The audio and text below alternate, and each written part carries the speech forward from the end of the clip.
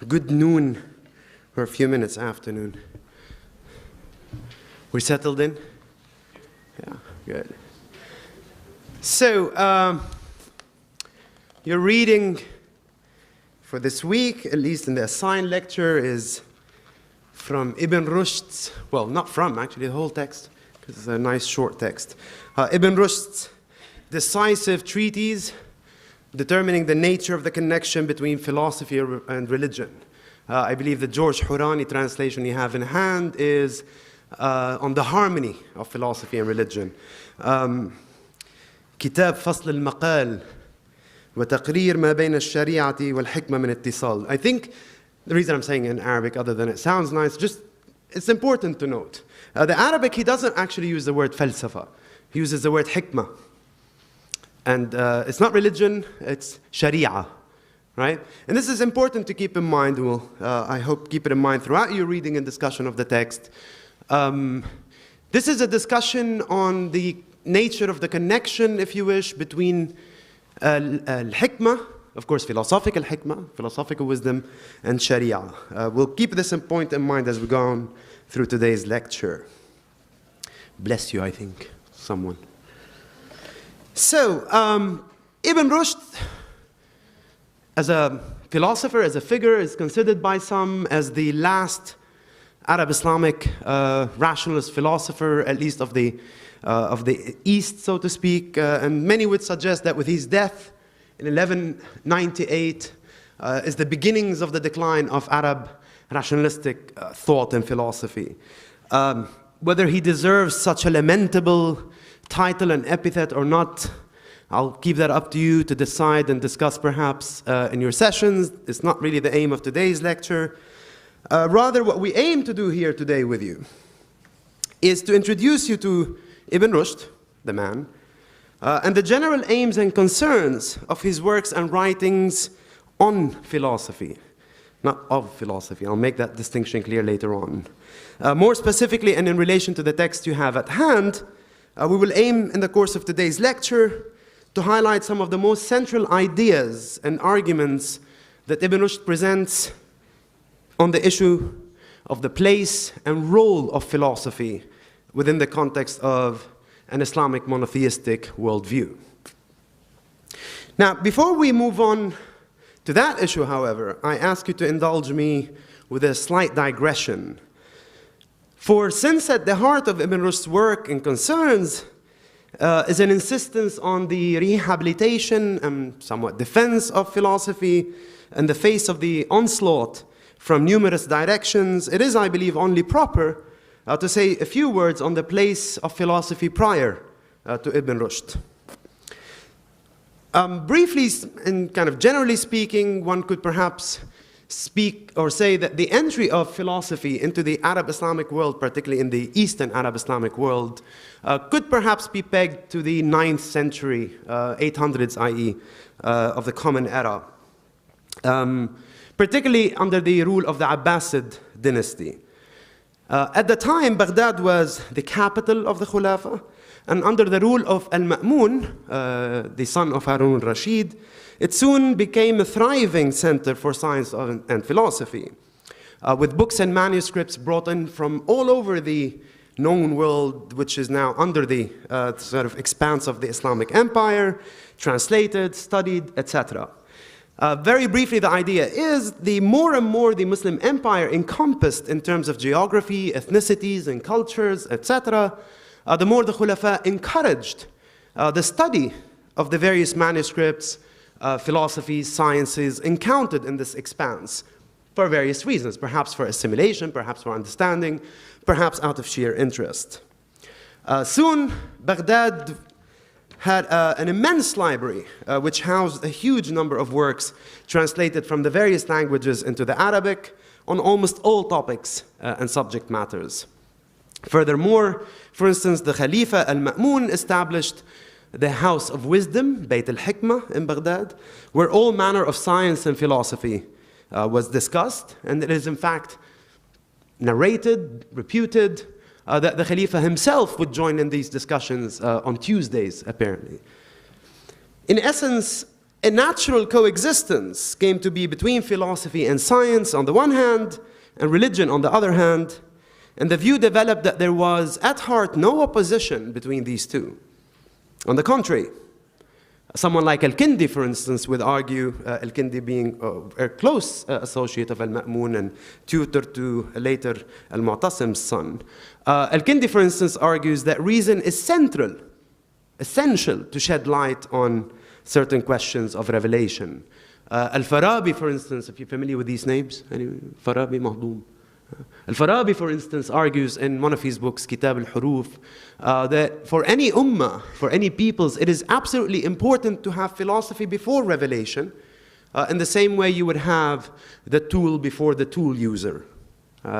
Keep this notion of the tool in mind when we look at Ibn Rushd's arguments as well. But of course, not only philosophy was flourishing in Baghdad. Philosophy here, as you already encountered with Al-Ghazali, includes really the sciences, right? All forms of the sciences and all aspects of science were flourishing. And here you have some manuscripts, not all dating to that era, but more or less, some eliminations there. You have marine biology, brilliant science, really lovely fish up there.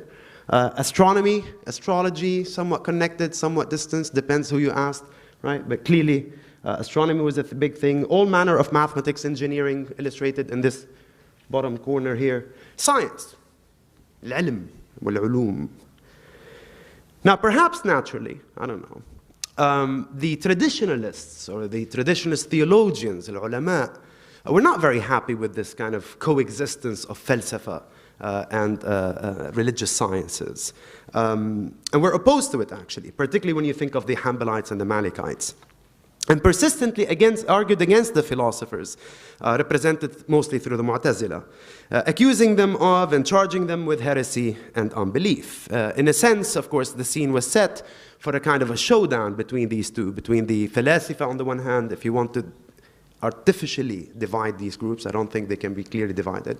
But you can think of the Falasifa on the one hand, the ulama on the other hand, in the blue corner, in the red corner, and the stage is set. But the patronage and support for Falsafa continued for quite a while in Baghdad.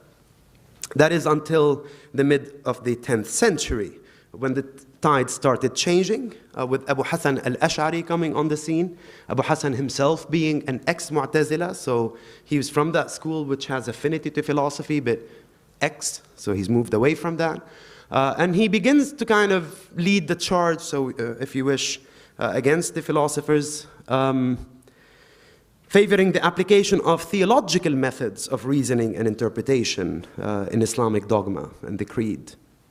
His school soon gained ground, and the Ash'arites, led in the 11th century by Abu Hamid, who I believe you've already encountered very well, could be said to be the ones who dealt the final blows to falsafa in the eastern part of the Arab Islamic world, in Baghdad particularly.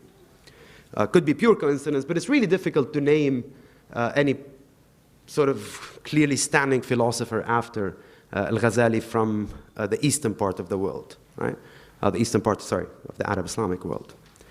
In the western part, however, a different story was unfolding, and I mean here North Africa and Al-Andalus.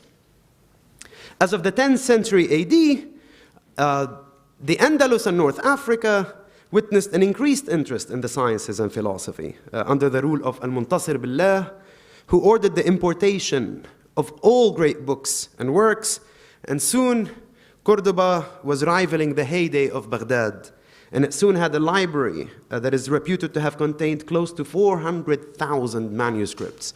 Even by today's kind of standards, that's a huge kind of collection of manuscripts. Cordoba also established its own version of Bayt al-Hikmah. They were kind of recreating what was believed at the time to be the golden age of Baghdad, trying to recreate it in Andalus. However, there was a slight reversal. It's always a kind of an ebb and flow. So there was a slight reversal and a slight change of attitude towards philosophy when the son of Al-Muntasir Billah came to power, with whom there was a general sense of animosity towards falsafa, which lasted till around the mid-12th century. Then with the defeat of the Murabitun dynasty at the hands of the Al-Muwahhidun, things took a different turn yet again. And the study of philosophy and science thrived and flourished yet again in North Africa and Andalus. In fact, it is reported, for instance, that the founder of the Muwahhidun dynasty, Ahmad ibn Tumart, who himself, by the way, has affinities both to the Ash'ari school and the Mu'tazila kind of mindset, believed that the conflict between revelation and philosophy or falsafa and the theologians could be resolved easily through rational principles and arguments, denying, for instance, any incompatibility, any inherent incompatibility between religious law and falsafa, sharia and hikmah. And this is the key point of discussion for Ibn Rushd, right? And so the 12th century saw the rise of numerous prominent figures in the Western, so to speak, Arab Islamic part of the world, such as Ibn Bajjah, who died in 1138, Ibn Tufayl, one of perhaps the greatest figures of the time, who died in 1185, and the author of this week's work, Ibn Rushd, who died in 1198. So that completes our not too short digression, but a digression which I hope will prove helpful in placing this week's reading in its context, that being, and most centrally, that it is one amongst many works of the time which is trying to address the conflict between religious sciences on the one hand and falsafa and tafalsuf on the other hand. A conflict that some would say still goes on nowadays. I also hope that this kind of digression of the background helps shed light on the tone of gravity and urgency that you will encounter in Ibn Rushd's text.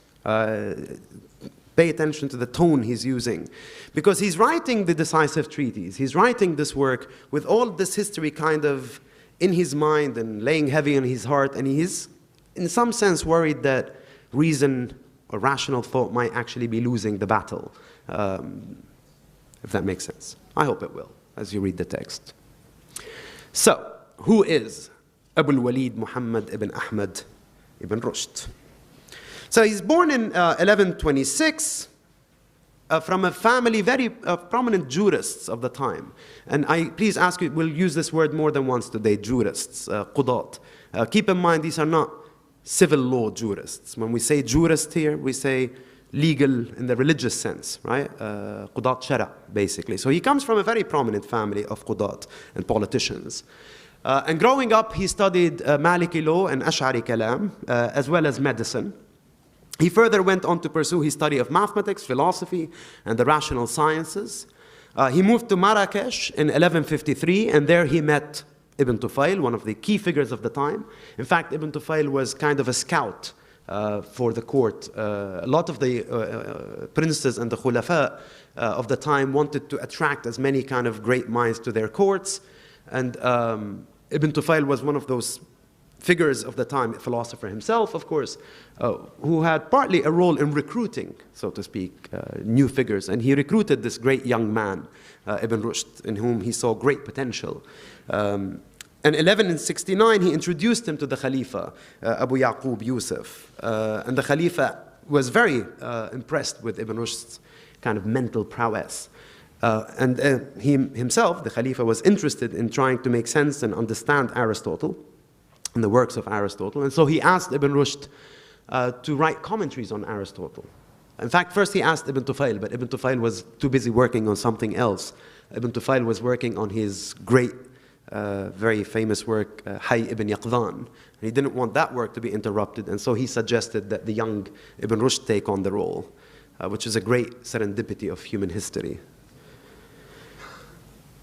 And Ibn Rushd's name soon was shown, was very well known, not only in the philosophical circles, but also, as I said, in jurisprudence, because he was appointed judge of Seville from 1169 to 1172, and then chief judge, Qadi Qudat of Cordoba, from 1172 to 1182. And then in 1182, he was appointed court physician, court doctor to the Khalifa. And throughout the years, his work was unceasing on everything, from medicine to philosophy to religious sciences, even astronomy. For instance, he proposes certain changes to Ptolemy's theory. He believes Ptolemy's theory needs a bit of tweaking, even dabbled in that. In many ways, he's a man of, well, a polymath, I think, is the best way we use. If you don't know what a polymath is, look it up. Renaissance man. is the term used on later on. Now, with the succession of Abu Yaqub's son, Abu Yusuf Yaqub, philosophy still continued to have support in that part of the world, and so did Ibn Rushd very much. Up until 1195, for some reason, the tide changed and changed very fast and drastically, and Ibn Rushd Haram was summarily judged and exiled. There's many stories about what happened there. One of the main stories is that basically the prince came under a lot of pressure from the ulama who were starting again, like you saw with the Arab East, trying to go against philosophy and the influence of falsafa. And apparently the prince acted under the influence of the ulama and very kindly asked Ibn Rushd to leave. There's other interesting stories, one of which is that it was brought to the attention of the prince of the time that in one of his works, Ibn Rushd had a marginal note referring to Venus as a goddess. Ya wayli. And of course, that really angered the monotheistic worldview. How could he be referring to a planet as a goddess? Of course, he was simply talking about how the Romans viewed Venus. So whatever the story is, essentially he was haram, exiled. And though he was allowed to come back later on, he refused. And he chose to continue in exile and died in exile in Marrakesh in 1198. Though a couple of months, 3 months after his death, his body was brought back to Cordoba and given a proper burial. But he was dead, so it was a bit too late to honor him. That's in terms of background and biography. What about Ibn Rushd's work on philosophy? And I insist, and that's what essentially you're reading. One could perhaps present it in the following nutshell. Ibn Rushd's main aim and concern is to defend philosophy, particularly Aristotelian philosophy, against the charges of the mutakallimun, and you saw some of the charges in Al-Ghazali's work. So against the charges of the mutakallimun and Al-Ghazali in particular. That's on the one hand. On the other hand, he was also very much interested in correcting some of the misrepresentations of Aristotelian philosophy at the hands of the philosophers themselves, such as Al-Farabi and Ibn Sina. And I ask you to keep this point in mind, because Ibn Rushd believes that quite some damage was done to philosophy from self-proclaimed philosophers who misrepresented certain issues in Aristotelian philosophy. And these misrepresentations were then used by the mutakallimun as the main ammunition to attack the falasifa. Right? That makes sense. Which brings us to the central issue, and that is the issue focused on in the reading you have at hand, and that you will be dealing with from Ibn Rushd. And that is the defense of the place and role of philosophy in a monotheistic Islamic context. Now, as we launch to discuss the text, I ask you to keep two very important points in mind. The first point is the following. In his discussion on the place and role of philosophy, Ibn Rushd will neither be Islamizing philosophy nor philosophizing Islam. Right? It's very important to keep in mind. He insists on the two as being two distinct fields. Right? He's not saying Islamic religion is clearly rationalistic and philosophical. Neither is he saying classical Greek philosophy below is so Islamic. No, he's saying this is philosophy, this is religion. However, philosophy and certain tools of philosophy are very essential in shedding light on certain aspects of Islam. Right? So it's a relational of means and ends, if you wish. Okay? But he's certainly not saying that philosophy is so perfectly in line with Islamic thought. The other point to keep in mind is that he's writing this text on the place and role of philosophy in the monotheistic context. This text is not his philosophy. You're not reading Ibn Rushd's philosophy. Right?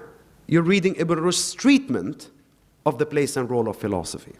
Right? This is very important to keep in mind, and you'll see why that distinction is important for Ibn Rushd, I hope, later on. So, let us start with the title of the work itself. Right? This is the decisive treatise determining the nature of the connection between philosophy and religion, or hikmah and sharia. And of course, the title itself is very self-explanatory in terms of what he hopes to achieve in this work to determine the nature of the connection. Right? The question is, how does he go about doing that? Right? How does he go about showing us, the readers, the connection he addresses in the title? Right? And this issue is set forth and established very clearly in the first chapter of the translation you're working with. And that's, therefore, the section we'll be giving the most attention to here today. So what's Ibn Rushd's plan of action? First, let us establish clearly the stance and attitude of religious law towards philosophy. In other words, Sharia. Does religious law forbid, allow, or command the study of philosophy? Note his starting point. His starting point is not philosophy. His starting point is religious law. Right? He's approaching this as a jurist. Because if religious law forbids the study of philosophy, خلصت الصتنا. خلاص. Okay. يلا. كل واحد على بيته. Yeah? And then Al-Ghazali معه حق ومشي الحال. Okay? So the idea is, let us see what religious law says about philosophy. Does it allow it? Does it forbid it? Does it command it? The response to this kind of question, if you wish, on the question of what is the attitude of religious law, comes in Ibn Rushd very interestingly in the form of a hypothetical, either, if. And he writes the following: if the activity of philosophy is nothing more than study of existing beings and reflection upon them as indications of the artisan, and if the law encouraged and urged reflection on beings, then it is clear that what this name signifies is either, i.e., philosophy, is either obligatory or recommended by law. Right? Just as a quick cautionary remark, some commentators and students and scholars read this as Ibn Rushd's argument defending the role of philosophy. This isn't his argument. His argument comes later. This is the premise. If I can show that philosophy is that, the study of existing beings, and if I can show that the law has encouraged and urged reflection on beings, then I have shown that the law has either obligated us or encouraged us to study philosophy, right? But this isn't the argument yet. The argument comes later. So we start with premise number 2, which is if the law has encouraged and urged reflection on being. Again, note his precedence as a jurist. I start with what the law says. Basing myself on that, I'll go to the other issues. So, what does religious law say? Does religious law encourage and urge reflection on beings? Question. What do you think? Does religious law, a Sharia, encourage us to reflect and study beings? Yes? Definitely. Very Ibn Rushdian of you. Definitely. Yeah. What would make you defend or say such a thing? I'm not putting you on the spot, but I am.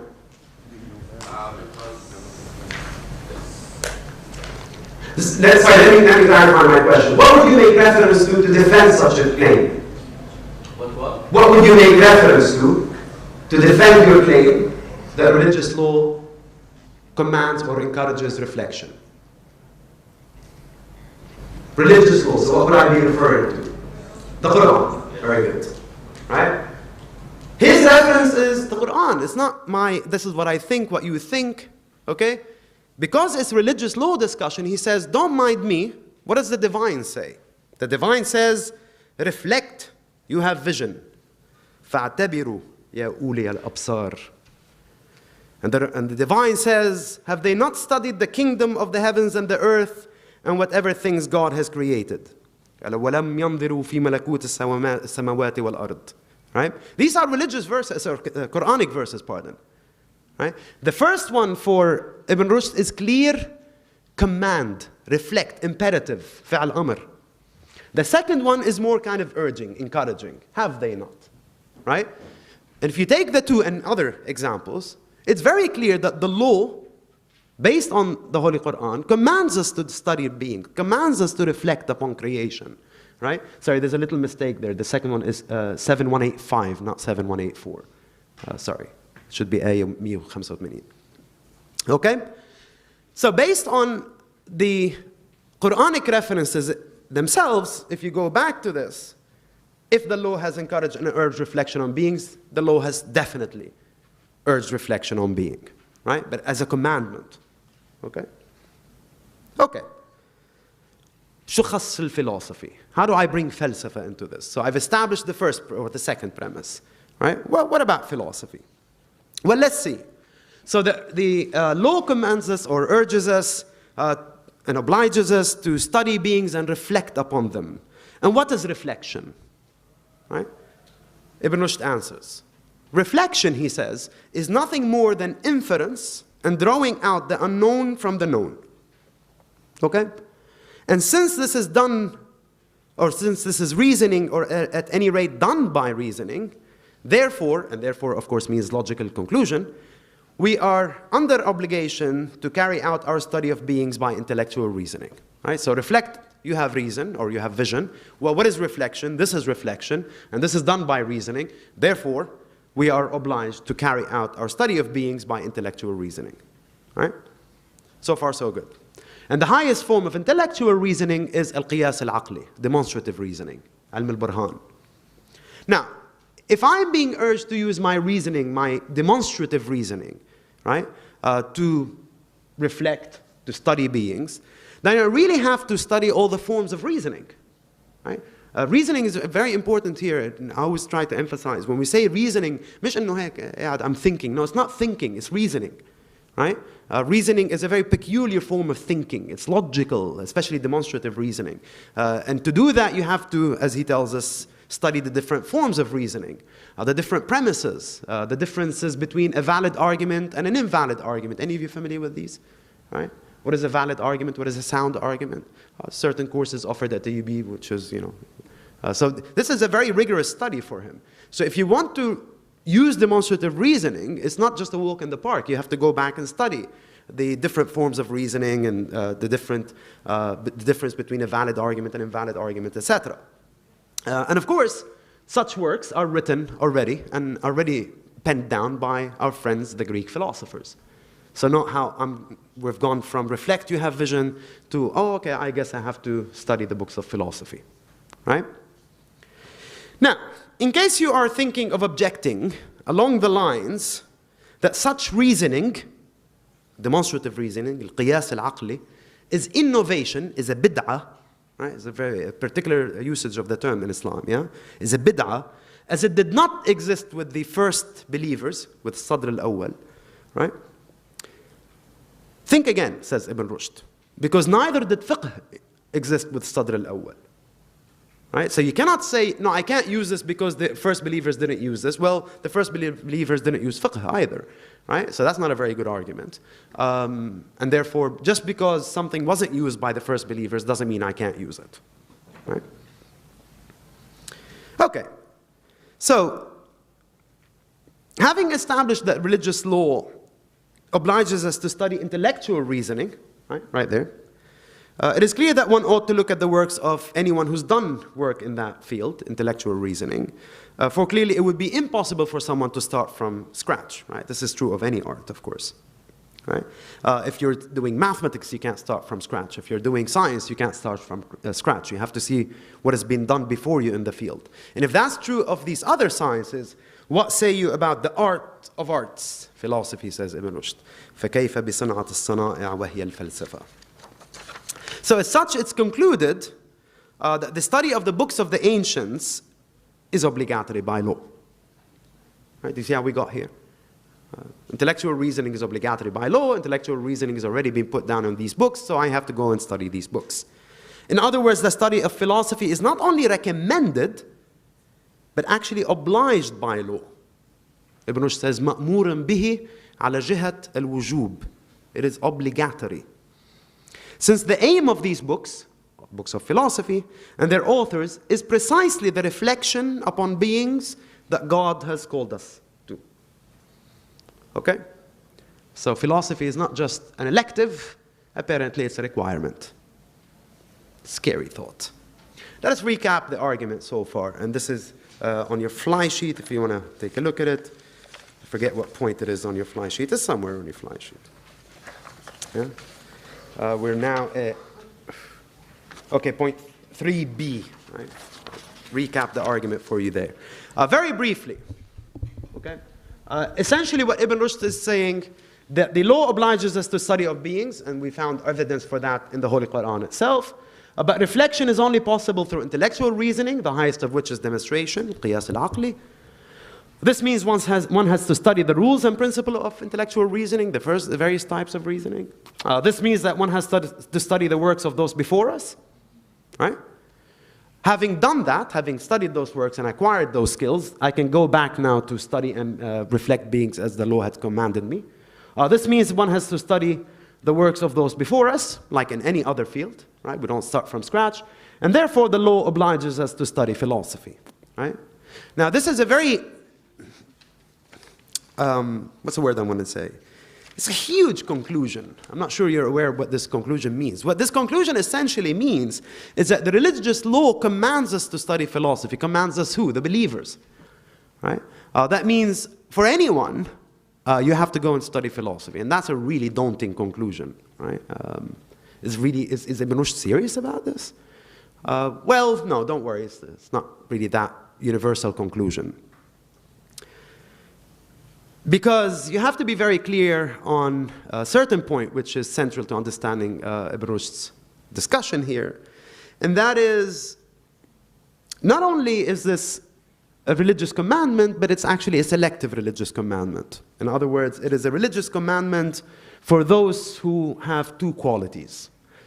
Or rather, as he says, those who unite two qualities. Natural intelligence, ذكاء الفطرة, and religious integrity and moral virtue. Right? And because of this, note now how he goes from defending the role and place of philosophy to attacking those who attack philosophy. Because of this, he says, whoever forbids the study of them, i.e. the books of philosophy, to anyone who is fit to study them, i.e. anyone who unites two qualities, natural intelligence and religious integrity and moral virtue, is blocking people from the door by which the law summons them to the knowledge of God. And such an act is the extreme of ignorance and estrangement from God the Exalted. Right? In other words, if the law commands the study of philosophy and you come along and stop me from studying philosophy, you are blocking my way towards God. And that's not a small thing. Right? Of course, just to keep it in mind for you, he has Abu Hamid in mind. You know who Abu Hamid is? Aslam to Abu Hamid, Al-Ghazali. In the decisive treatise, actually, the one person Ibn Rushd insists on naming is Abu Hamid. And he, more than once you see him say, yeah, Abu Hamid. Okay? Because essentially in Munqidh min al-Dalal, if you remember, that's what Abu Hamid's conclusion is. That not everyone, people shouldn't be allowed to come close to philosophy. Right? Not everyone should be allowed to study philosophy. But Ibn Rushd is saying, but if in that censorship you're stopping these people, then that's not a very good thing. All right.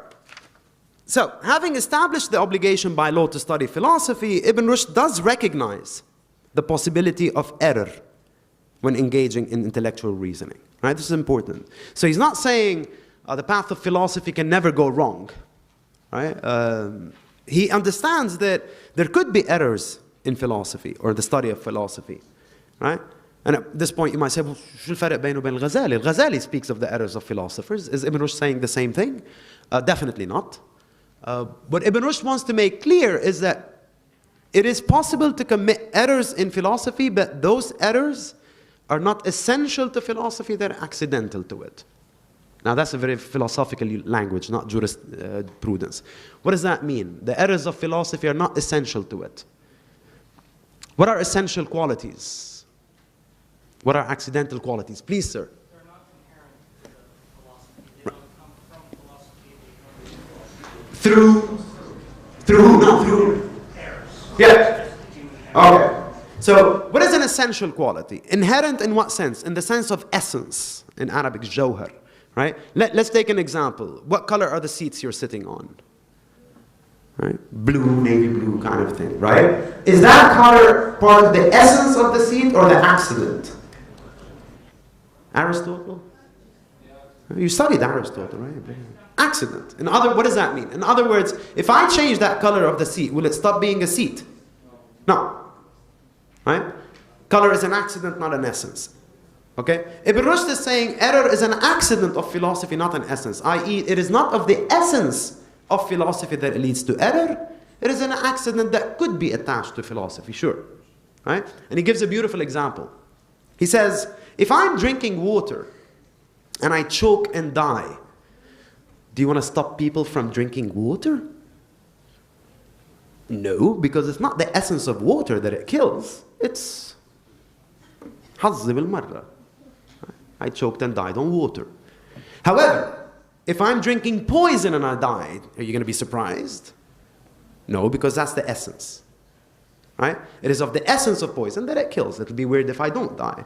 Whereas it's not the essence of water that it kills. Likewise, it's not the essence of philosophy that it is inherently in error, but it may lead to error.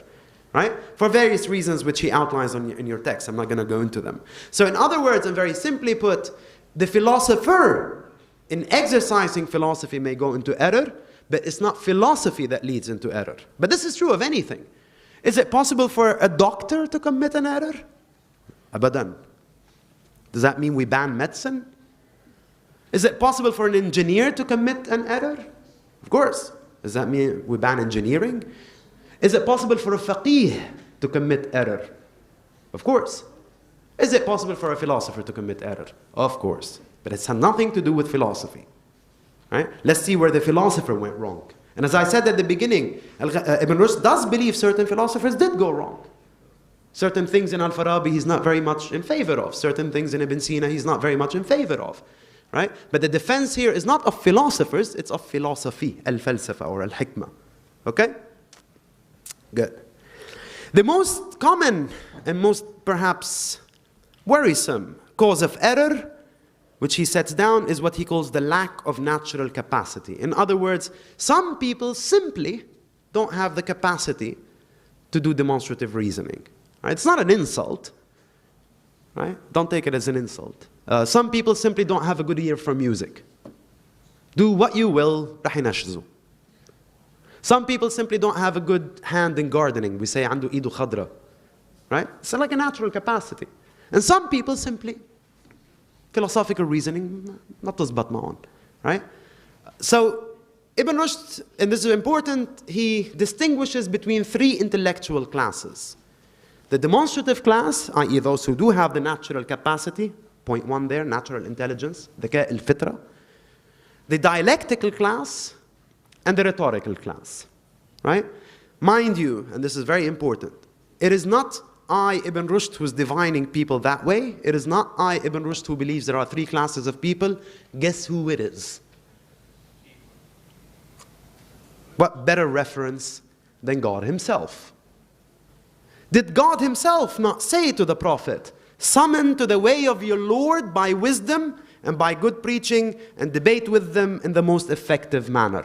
According to Ibn Rushd, this is clear Quranic evidence that there are three paths to tasdeeq, three paths to assent. Imma wisdom, or preaching, or debate. In other words, intellectual demonstrative class, wisdom, rhetorical class, preaching, or debate, dialectical class. Right? Now, of course, this coincides with something that Aristotle before him had said, and something Ibn Rushd is saying. But that's his point. You see, there are certain things in philosophy which are clearly stated in the Quranic text, if you know where to look. Right? And so for him, once again, you see the jurist here, not the philosopher. Right? Religious evidence is what helps me ground my philosophical argument. Okay? And God says so, not I. Okay?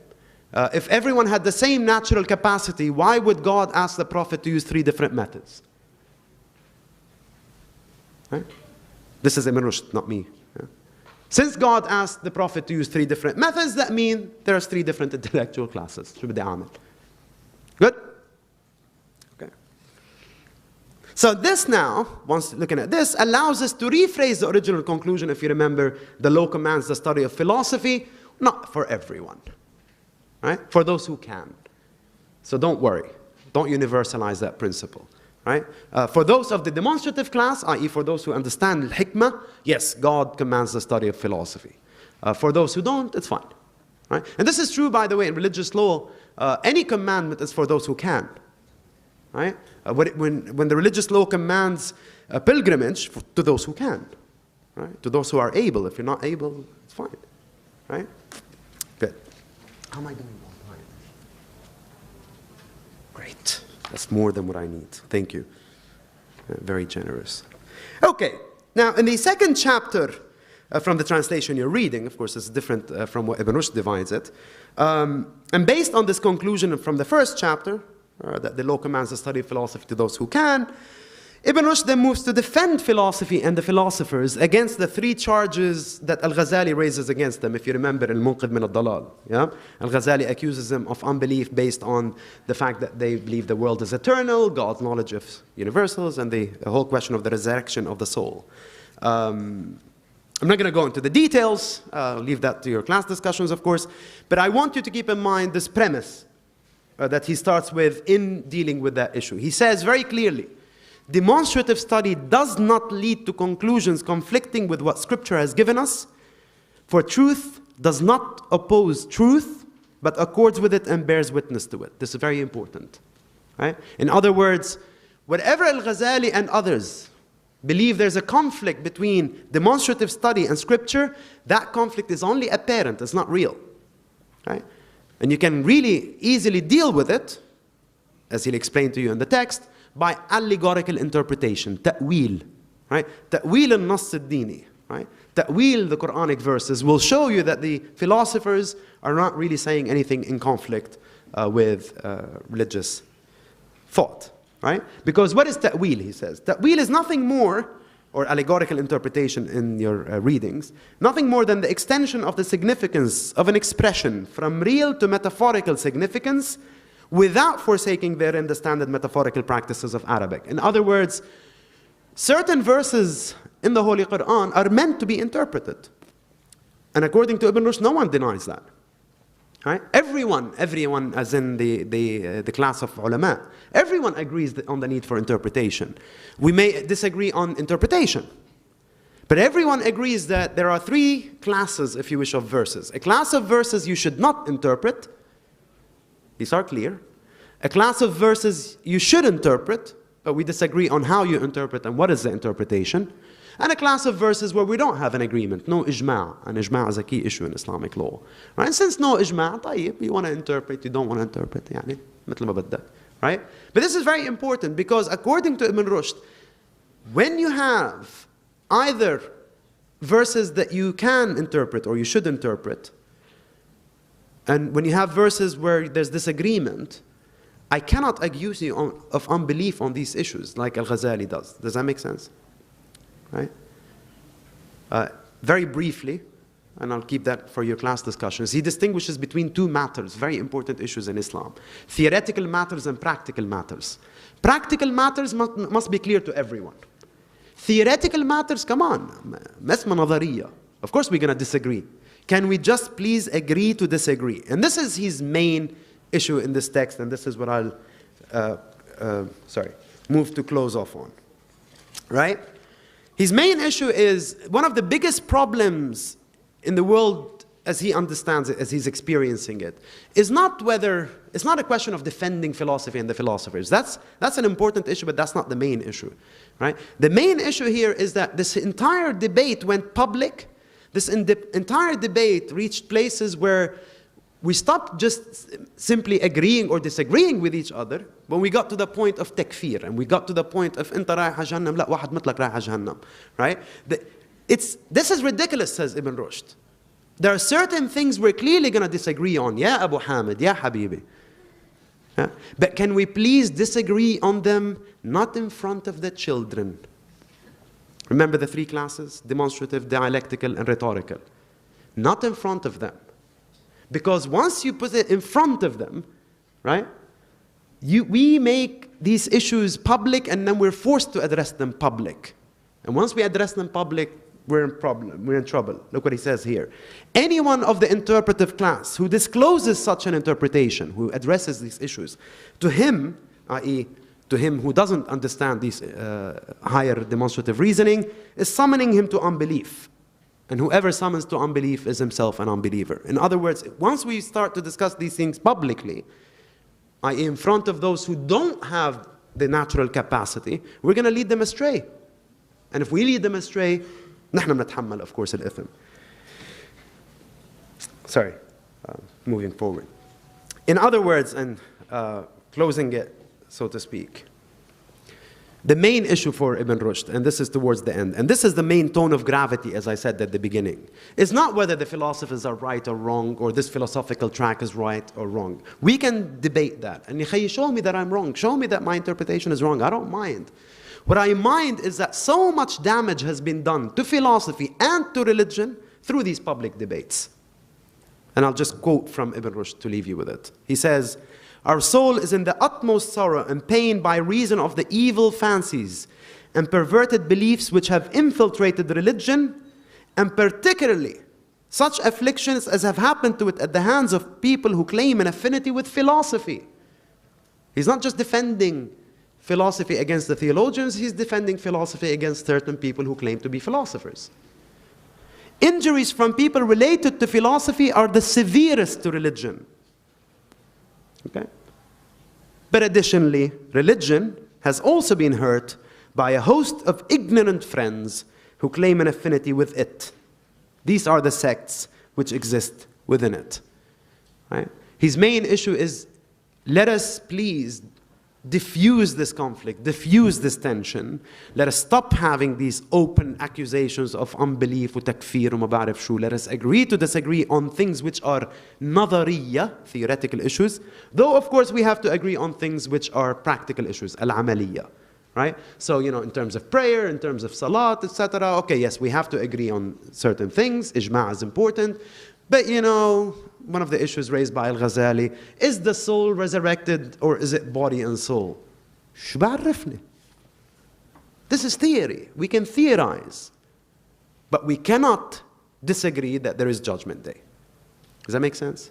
One of the basic tenets of a Muslim is to accept that there is Judgment Day. What's going to happen then?